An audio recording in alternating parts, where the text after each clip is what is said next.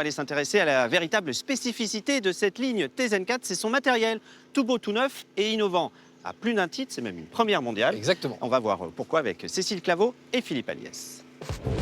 24 mètres de long, 2 articulations, plus de place et de confort, le TZN4 est présenté comme un bijou de technologie.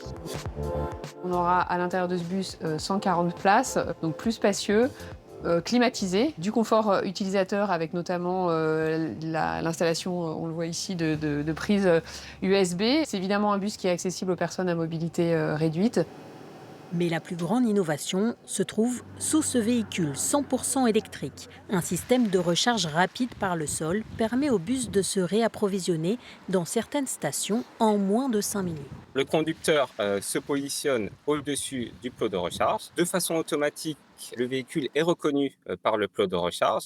Sans aucune action du conducteur, les patins de collection de courant se déploient et se mettent en contact au-dessus des barreaux conducteurs énergisés. Et la recharge démarre automatiquement.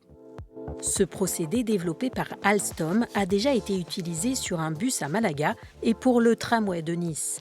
4 sous-stations composées d'une plaque au sol et d'un local électrique seront installées pour le TZN4.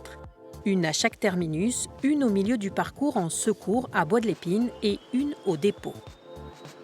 C'est une technologie qui est relativement invisible, on va dire, ou en tous les cas très très bien intégrée dans l'environnement urbain, puisqu'on n'a pas de poteaux, de ce qu'on appelle de caténaires, on n'a pas d'obstacles visuels en partie supérieure de la ligne, et tout se passe au sol, et on n'a pas besoin de s'étaler pour avoir 30 bornes de recharge. En Île-de-France, des bus électriques avec d'autres systèmes de charge circulent déjà. Le TZN4, pour sa recharge rapide, sera équipé de 3 batteries. En cas de problème, il sera toujours possible de le brancher par câble la nuit.